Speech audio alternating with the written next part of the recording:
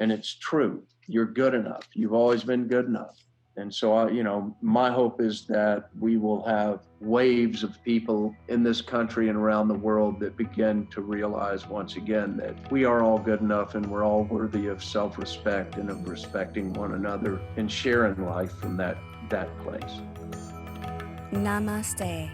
You're listening to the Savannah Podcast. Join us on an exploration of Eastern spirituality, yoga philosophy, and conscious living for the new age. This podcast is a production of SavannahSpirit.com, the best place to shop for unique clothing, spiritual handcrafted jewelry, healing gemstones, and fair trade gifts from the Far East. Now, here's your host, Brett Larkin. Hello, Savannah family. We are continuing our conversation with Lee McCormick today. If you missed Tuesday's episode, there are a lot of gems in there all about how we shake off the programming that we inherit from society and notice when we're living in a particular energetic pattern so that we can break free and cherish our own unique, innate value that's not attached to our job or the different roles that we play in life. That's something much deeper than that. So I definitely encourage you to check out Tuesday's episode. And if you don't know our guest, Lee McCormick, is the founder of the Integrative Life Center in Nashville, the Ranch Recovery Center in Tennessee, and the Canyon Treatment Center in Malibu. He's been a creative force in the mental health and recovery scene for over 20 years. And he and I got connected because he has a new book out. It's called The Heart Reconnection Guidebook, a guided journey of personal discovery and self-awareness. So you can explore that on Amazon, and I'll also put it in the show notes. And today, Lee's going to really deep dive into sweat lodges. This is something I was really curious and wanted him to teach me more about. So he's going to share with us this tradition and really explain what sweat lodges are, the tools, the elements, and the traditions that are involved, as well as their potency for healing. So if you've ever been curious about this like me, you definitely want to listen on. One of the things that Lee teaches us in this episode is why the sweat lodges are so powerful is because all the elements are sort of invited into the space: earth, water, fire, air. And I got really excited when he started talking about this, and it seemed like the perfect moment in this episode to share with you all that Savannah Spirit and I have teamed up to bring you a special challenge this New Year's. And what's so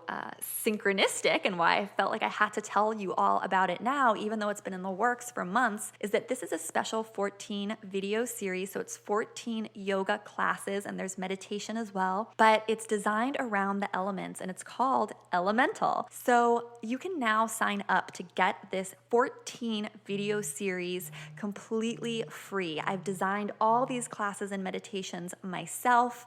They're absolutely beautiful. They're gorgeous. They're filmed outdoors in nature, in the elements, and we really use it as a way to reconnect with the first 4 chakras. So we move through and embody fire, earth, and water, and air, but all with the intention of balancing first, second, third, and fourth chakra. So if you also love the chakras as much as I do, you don't want to miss this series. So the way to sign up is you simply go to brettlarkin.com/elemental. And Savannah Spirit's going to be sending you all the details about the classes, but go to brettlarkin.com/elemental to sign up because we designed this series for you together. So more about that coming soon. For now, let's dive into this episode with Lee and learn more about sweat lodges and how we can embrace the unknown. We were talking about faith in the unknown, and I love how you phrased that and talked about that. I'm wondering if you can tell us more about that, because it almost sounds like a really cool religion or something, or one that I would want to join. How do you, on a daily basis, make that faith? I almost think of faith as like a muscle on the body, right? So if you wanted to strengthen your bicep, you'd do like a bicep curl. How do you strengthen that faith in the unknown? Or what advice do you have for people? Or how do you in your own life personally try to strengthen that faith? I think I have to remind myself, like on a very regular basis, to let go of expectations. Like it's one thing to envision what you would like to accomplish or what you want something to look like. Kind of like that book, The Secret. You want to manifest something, so you focus and you hold a vision for it, you work toward it. That's one thing. But then to ask for something from the universe or from God and hold an expectation of what that response or answer or solution is going to look like. While you're asking, you're also demanding that it come within the context of your expectation. The answer might already be there. or it may have come to you 5 different times and you didn't see it or realize it because you were so stuck on the expectation of what it needed to look like. So living a relationship with the unknown is really a practice in continuously realizing I need to let go of this. I need to let go of the expectation while holding on to what I'd like for it to look like, but also have a broader awareness and be grateful for the little signs and allow what comes to come and just do your best to pay attention. So it gets multidimensional. You follow me? Like one part of your consciousness is holding a vision, and another part of your consciousness is real soft and open and accepting of whatever comes, that the next thing that happens can actually be part of the solution, although you may not see any connection at all. Yeah, I like how you put that. And I really like how you described it, because it's like you need these muscles to hold the vision. And then it's almost like you need a totally different set of muscles, if we come back to like the body analogy, to have this like broader consciousness, like this mystery mindset is, I think, a little bit like what you're talking about, where you have this breadth and depth to how you're seeing things and realizing that things might be showing up in a way that don't expect, right? And that maybe there's like some secret blessings that are happening. Oh, absolutely. And we live in a realm of duality. This world's a duality. So while we're living in a physical manifestation of a world, there's trees and grass and cars and we have bodies. There's that whole realm of creation. And then behind and around and within that is the realm of spirit and consciousness, not embodied in form. Okay. So you could say, I'm a human being. I have a physical body, but I'm not my body. And I have a mind, but I'm not my mind. And I have emotions and feelings, but I'm not those either. I'm the one that experiences all of that makes me human. So what am I? I'm the consciousness that gives life to this form. I'm the spirit that gives life to this body. And when I leave this body dies, it returns to the earth again, because our bodies they come from the earth. They're the elements of the earth. So my body can die and return to the earth, and I don't. I'm a consciousness. So there's different dimensions here. And we're not taught as human beings to live in relationship to the realm of ourselves as spirit. We're so overwhelmingly programmed to live in relationship to the world of form. And we get stuck on the form and we judge by the form, and we, like you could say, a relationship to the mystery. Well, what's that? That sounds like craziness, a relationship to the unknown. And the truth is, what we know might fit on the head of a pin, and the unknown is the entire universe. So there's a whole lot more going on the unknown side than there is on the known side. And it might behoove us to begin to develop a relationship with the unknown side. Would meditation be an example of developing a relationship with the unknown? I'm just curious on your perspective. Well, sure, it can be. Certainly, it can be. And again, you have to watch your mind, because the mind may say, okay, well, I'm going to learn meditation. Okay, well, I'm going to be a Theravadan Buddhist, and I'm going to learn all the precepts and the rules and the structures and the beliefs of that school of Buddhism. And then you end up going from sitting in the mystery to practicing within the framework of the beliefs of Buddhism. If we need to be a witness to ourselves, then am I just going from one frame reference to life to another frame reference to life, as opposed to meditating, and maybe all you hold is that I am the light. I am the light. And that's all. I'm the air, I'm the wind. And you consciously and intentionally don't create a knowledge-based framework to operate within, and you just allow what might come to come. In your book, you talk about the gifts of suffering. Can you tell us what you mean by that? So there are different aspects of suffering, right? There's literal physical suffering that comes about because you have some ailment in your body, or there's some physiological cause of that suffering. This can apply to that, but that's not really what I'm talking about. What I'm talking about in the gift of suffering, the emotional, intellectual frame of suffering that is, judgment oriented, that's self-inflicted as such. The suffering that comes about as the result of, if I go out and start drinking, I'm going to drink a quart of whiskey and I'm going to have a terrible hangover for 2 days. That kind of suffering. Or, I'm suffering over a broken heart, and I've been suffering over that broken heart for 2 years now because I keep running the stories over and over again that keep triggering that emotion. Yeah, like negative self-talk, for example, that kind of thing too. Yeah. Exactly. That kind of suffering, or that realm of suffering to me, is life presenting us with the cause and effect. So the cause is that I keep indulging in this pattern of behavior, or I keep giving my attention to this pattern of beliefs, or I keep living with that negative self-talk, and I keep giving my attention to that. I keep doing the same things over and over again, and it's causing all this pain and anguish and conflict in my life. That suffering is an invitation to pay attention. So it's like life is saying, hey, would you like to pay attention now? And it does it over and over again.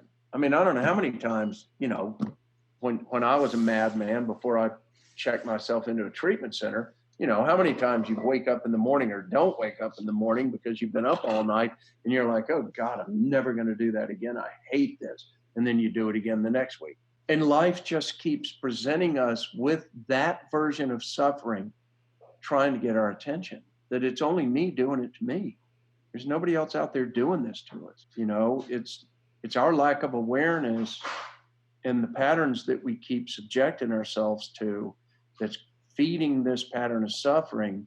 And if it's going to change, then we're going to have to step into it and stop pushing back against it. Stop judging it, stop running from it, stop hating on it, just accept it and step into it. Say more what stepping into it means. I'm picturing you like stepping into the eye of the storm or like the eye of the tornado or something like that. Is that kind of what you mean? Like instead of fighting the thought with more thought, you do what? Well, if you want to break it down in, for instance, in a traditional recovery format, you could take like the first step in the 12 steps. So you admit that you're powerless over this pattern of behavior, and your life's unmanageable. It's like, look, I don't know. Like, I'm so tired of this. I'm tired of feeling this way, over it. I'm sick of it, all that stuff. And I have no idea how to do it differently. So there's an aspect, when I say step into it, there's an aspect of surrender to it, admitting and acknowledging to yourself that, you know what, I'm stuck and I don't know how to change this. I don't know how to break this pattern. So the stepping into it is owning it, owning that, okay, I'm doing this and I keep doing this and I can't stop, or I don't know how to stop. I can't get this off my back. It's just acknowledging and admitting that there's something going on here, I need help with. And in the nature, like the very nature of doing that, it's like right away something shifts, right? Or I'm imagining once you say out loud and you start admitting there's a problem, it's like you've brought more awareness to it already. Well, absolutely, because you're acknowledging that it's real. You could look at this in terms of a relationship between two people where two people they live together and they're devoted to one another. And one of them has a feeling that the other one is sneaking around on the side, right? They got something else going on and that's not part of their relationship. That's not in the book of rules that they're living by. And they're sneaking around, but you really don't want to acknowledge it because you just don't want to deal with it because it's scary and it hurts and all that. And you just keep looking the other way and looking the other way. And there's all the symptoms of anxiety or anger, mistrust. And then one day you just wake up and you go, you know what? I'm not doing this anymore. Like, I know what's going on, and I'm gonna admit to myself that this is not okay. And then you step into it, and it's like you have that conversation that you've been afraid to have, or you take an action, a positive action that you've been afraid to take. And that could be in any kind of. It can be a relationship with a drug, or with alcohol, or with money, or with shopping. Anything that we tend to cling to for security, because that's just where we are and what we do. And that's rampant in our culture. When we cling to it for security, we're clinging to it out of fear. And when any kind of relationship in any form has a fear basis in it, it's not true. It's not honest. Yeah, I love so much of what you shared with us, and I'll make sure to link up the book, your newest book, the Heart Reconnection Guidebook, in the show notes for listeners who want to check it out. Before we let you go, Lee, I'm wondering if you'd be willing to share with me what your personal yoga or meditation or spiritual practice looks like. I always love asking guests who come on the show what their own practice looks like and whether they do it in the morning or at night. So if you'd be willing to share with us, I'd love to know. Yeah, I don't have a conventional regular pattern of that. I'm a sweat lodge guy. I'm a ceremony guy. So I lead, we call it pouring, but I pour 2 or 3 lodges a month for people. And I live a really conscious relationship with the whole natural world. Like I talk to the trees and the wind and the water and the mother, which is the earth. The mama pacha is the earth. And you live deep in nature, right? So that's easy for you to do and right there, right? Oh, I can do it walking down the street in Manhattan and say, That's seriously. Good. So it's not that I need to be a recluse away from humanity and the culture. I talk to the wind and the air. So that's my thing, that's the foundation of my being here in this world, is my connection to the natural. And when you say pour a sweat lodge, can you explain to listeners what that means? Does that mean that you're sort of the person leading the sweat lodge? Sweat lodges exist in different cultures all around the world. Most notably in the United States, they're linked to the Lakota people, the Sioux people, and their traditions, and they do exist all over the place. They're in Mexico, they're called temazcals. So what it is, in essence, from my point of view, it's our human coming back into a connection with the elementals, with fire, with stone as the earth, with water, with air, and with the consciousness of the spirit. So you'll build a big fire, and that fire is outside the lodge. You lay the wood down, then you'll stack rocks on top of the wood. So like the lodge I poured yesterday, there were 32 stones in that lodge. So there was a layer of wood laid down. Then there were 32 rocks about the size of bowling balls or smaller than bowling balls on top of that wood.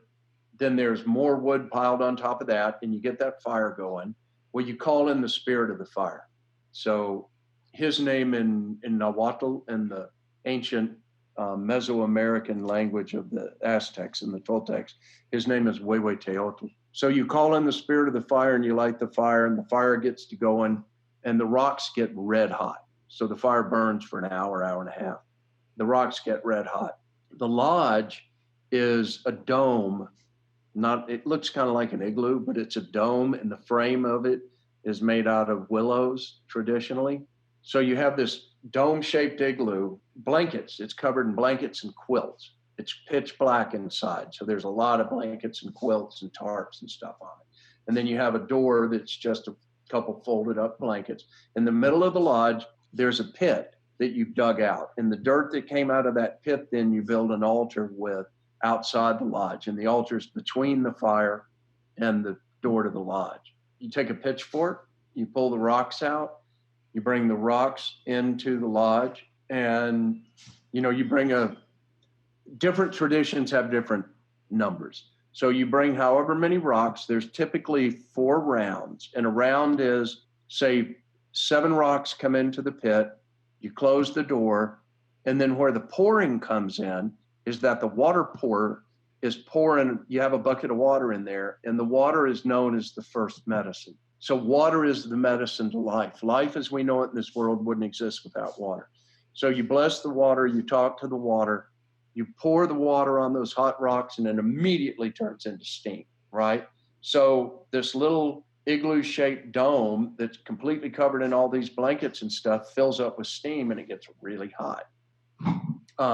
And you sing and you pray, and you go around, just depending upon what the nature of that lodge is about. Then after that round, you open the door up, and you'll bring in more rocks. So you start in the east, in the tradition that I live. You start in the east, and then you go to the south, to the west, to the north, and then you're done. So it's 4 rounds. But each round, stones come in, you close the door, you pour water, and you sing and you pray. And there's different focuses and different connections that happen. And again, that's dependent upon the intention of the lodge. And when you say the east, the west, does that mean there's the rocks from the fire, or you actually make different fires? It's all one fire, but each direction has different values, different entities, different powers, different spirits connected to it. So the east is the way of the eagle, okay? And the eagle carries a particular energy in particular aspects of power and ability and recognition and vision. So it's when you look at the Heart Reconnection Guidebook, it's laid out in a medicine wheel so that it's a circular journey. And every time you come around the medicine wheel, every time you go into the lodge and you come around the wheel in the lodge, those stones are coming out of the same fire, but each direction that you connect to, you're connecting with the power of that direction. So you'll go in and out of the lodge 4 times. Well, you may go out in between rounds, or you may stay in the whole time. Again, some people get too hot, so they got to go out. Yes, sometimes I pour a lot of lodges for people for their first time, like a lot. I probably poured lodges for 1,000 people over the years who it was their first lodge. So in that instance, it's most important that they have a good experience. Like, I don't want to burn them out. I don't want to freak them out and, they leave screaming and never come back again. So I might let them go out between each round to cool off. But when you get in a real intense, like a healing lodge or a lodge that's called for a particular focus, you typically won't come out in between rounds. It's very flexible. And do these people, when they come, or if they're doing it as a group, like, do they help you build everything? Is that part of the process? Like, they help build the fire and they help move the stones? Or is that more like you as the facilitator do that part of the process? No, everybody. Typically, people help. Right. They'll help build the fire. The structure of the lodge, the ribs of the lodge stay there. They're always there. And you take the covers off and on. I take the covers off and on because I like to air everything out. And then people are sweating, right? They get very warm, and that's part of like a detoxification process. Oh, big time. Yeah. Yeah. I mean, it gets hot and you sweat big time, but it works on us in a multidimensional level. Like it cleans your physical body from sweating. It also clears all the whole heavy, funky energy off of you. Like, if you can see auras, you'll see people go in the lodge and their aura looks like a, pig pen, like a cloud. And they come out and they're all shiny. It really tunes you up. It helps tune us up. It tunes up our frequency as a human. And then it moves through us in an energetic sense, in a way, pushes on any energetic blocks that you might have in your body based on traumas or judgments or heartbreaks, which can be really uncomfortable. And that's one of the gifts. Healing is not a comfortable experience. When your life's really out of balance, coming back into alignment again and cleaning yourself, you got to have some staying power, because you learn how to sit through being uncomfortable simply because you're holding faith that when you come out the other side, it's going to be better. How long is this process, Lee, from like beginning to end? Is it like 2 hours? Is it like 2 days? Like, what are we? Yeah, I mean, it might be typically an hour and a half. Maybe if it's a real intense healing lodge, it may be 2 hours, 2.5 hours. It's really a place out of time. So I don't ever look at a watch. I don't ever think about how long it's going. You just know. Right. You're completely, the spirit people are there. The ancestors are there. There's a lot going on. And it's different from me just going to a sauna, because there's all this tradition and it's built and you're calling in the spirits. But I feel like a modern day sauna is like a little bit like a tiny fragment of this idea, right? Because it's like you have the fire, you have the water, you have the rocks, and you have the air. Are those the elements that we're talking about here? Yeah, well, I mean, a sauna cleans your physical body. Saunas are good for you, but what we're doing is bringing the original elements that are create this world, the baseline of the creation of form in this realm, which is air, fire, water, and earth. And when you call the spirit of all of those together, it turns into something else. Very cool. So your own practice is very much based around that and just connecting with nature, it sounds like, which is so beautiful. And thank you for indulging me and telling me about the sweat lodges, because I feel like I've heard of it before, but I'd never had someone really explain exactly what it is in detail like you just did. So I'm really grateful for that. Yeah, well, there is a lot to it. And again, there are many, many traditions. And you know what? Each tradition was created out of the heart and the soul and the spirit of those people, and they're passed on in that way. And because there's many traditions, from my point of view, it's not a right way and a wrong way. It's you carry the way that honors and respects what your intent is and who your people are and what it's about for you. So there's room for a lot of diversity in that. Well, thank you so much for coming on the show. I've loved getting to know you. Are there any final words that you want to leave with listeners before we sign off? Any last pieces of wisdom you've wanted to want to share? I feel like you've given us so many. I would just say that, each one of us is a unique aspect of creation. Every one of us is unique, and every one of us was created to be who we are, really. We were not created to just be compliant members of society. We're created to express what's in our heart and what's in our soul, and to live and love life, and to do the things that we do, with a sense of grace and gratitude and loyalty to ourselves and to life and to each other. And we all have value. Every one of us is born good enough, and we're not taught that in this world. And it's true. You're good enough. You've always been good enough.